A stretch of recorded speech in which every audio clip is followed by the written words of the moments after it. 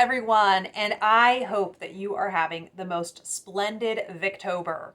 So full disclosure, this series that I am going to be filming now, ranking 100 more Victorian books, is being filmed all the way in July. But I just finished and completed my goal of getting to 200 Victorian books read. It was a big goal, so I'm really excited, and I wanted to celebrate by going ahead and filming these rankings.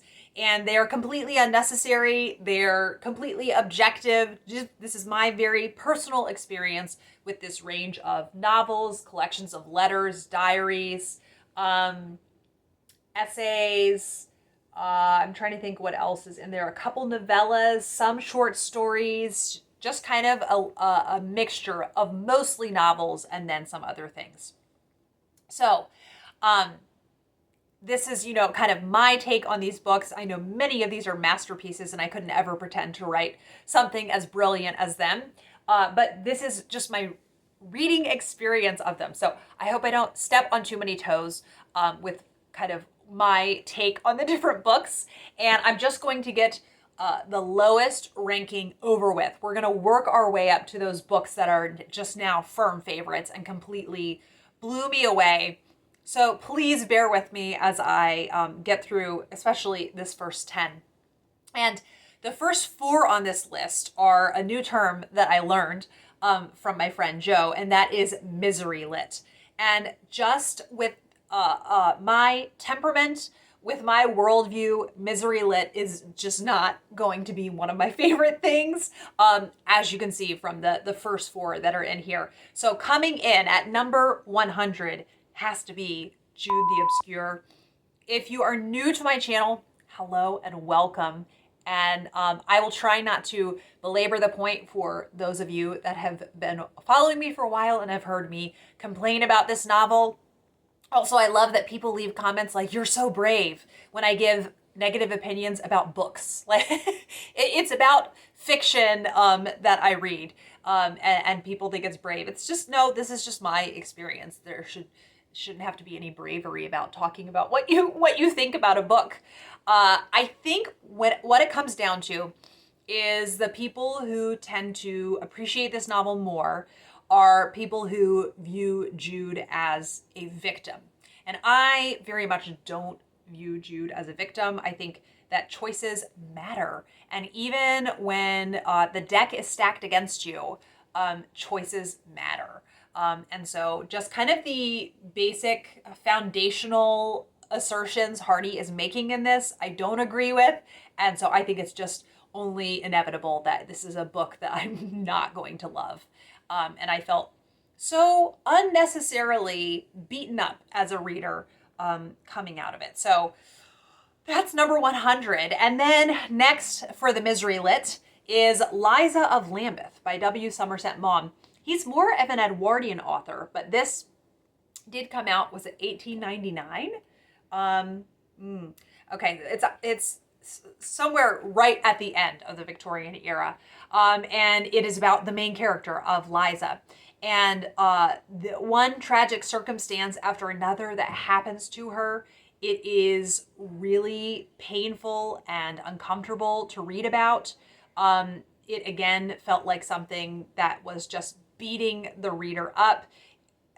Felt a bit like Maugham was kind of just seeing just how much tragedy he could pack into one book.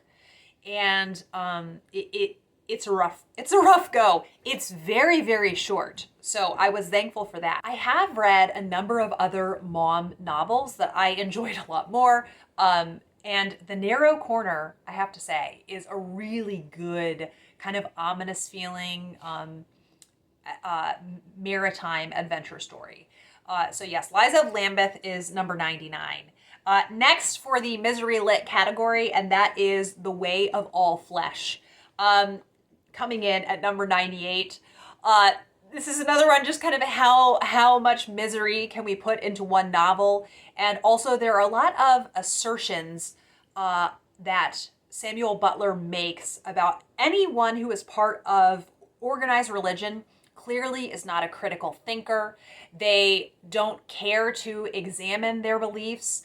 They don't care to think outside of everything they've been told, and they're just narrow-minded. And so those kind of the assertions and the assumptions that he's making about anyone that is part of organized religion, it really didn't sit with me right. And I went in skeptical to this novel, and I came out feeling like this novel was kind of exactly how I thought it was going to be. Okay. And then the final misery lit one, and that is The Netherworld by George Gissing. I don't know if George Gissing and I are meant to be. I have tried The Odd Women, and I can tell that he has many interesting observations he wants to make about society and the roles of men and women in society and religion and morality.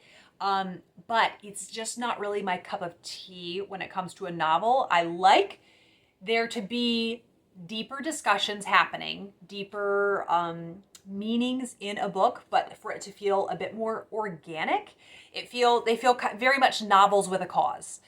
So The Netherworld kind of feels like Thomas Hardy writing a Dickens novel, if that makes any sense.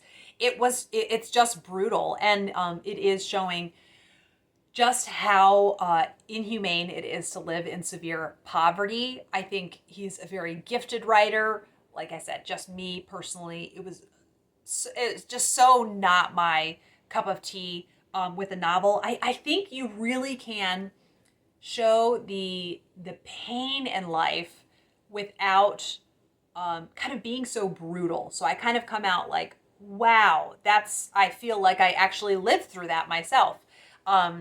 So yeah, that was The Netherworld.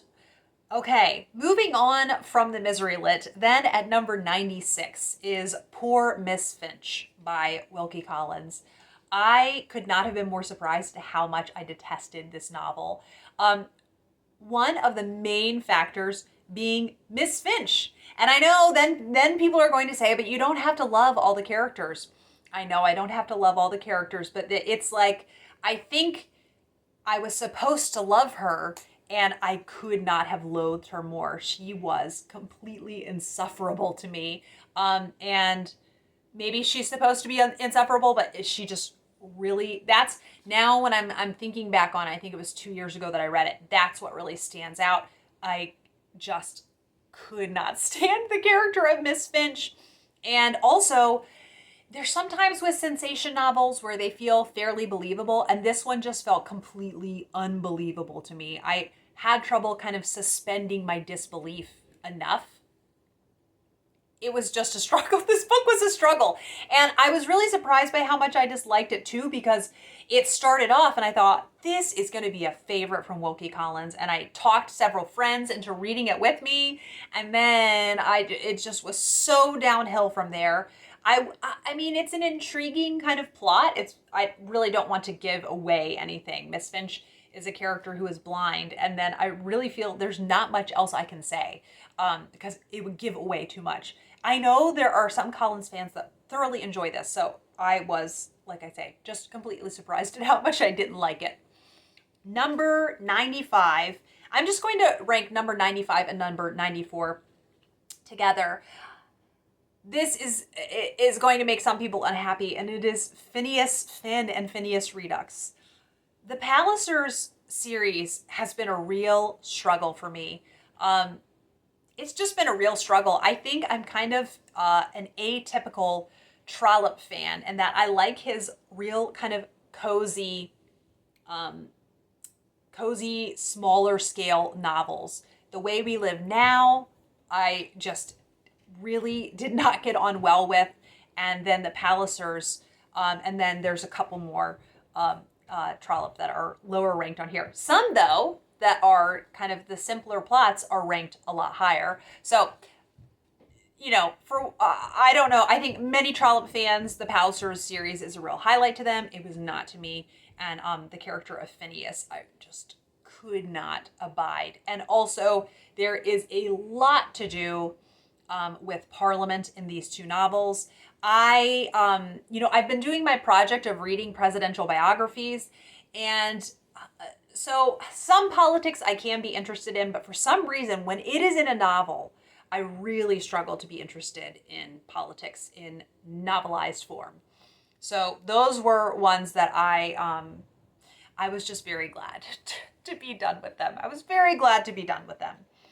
Then coming in at number 93, and that is The Book of Nonsense by Edward Lear. I wanted to like this collection. I wanted to, because there is a spirit of fun about it. But the title, The Book of Nonsense, it kind of speaks for itself. I think that in any art that is put out, there should be truth, beauty, and goodness.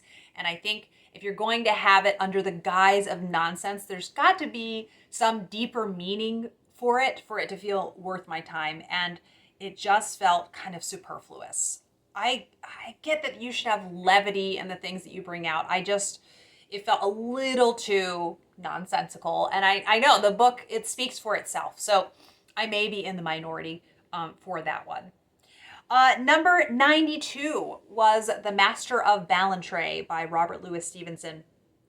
This is one that there's certain historical fiction that I really get on with, and then others that I get really overwhelmed by kind of all the info dumping, I would call it, and just couldn't really handle all of the information that was being thrown at me.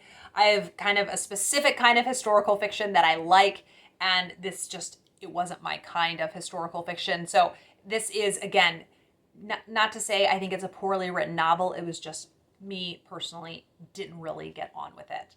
I wanted to, because there's some by Stevenson that I have very much enjoyed.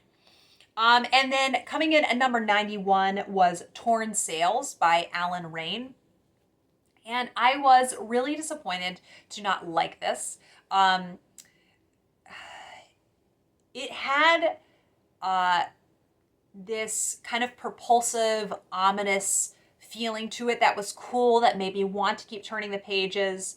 But I think at the end of the day, I just didn't really connect with the characters that much. And I think I went in with really high expectations because A Welsh Witch by Alan Raine is one of my all-time favorite books. I just love that book so much, and I really want to reread it, possibly this Victober. We'll have to wait and see. And I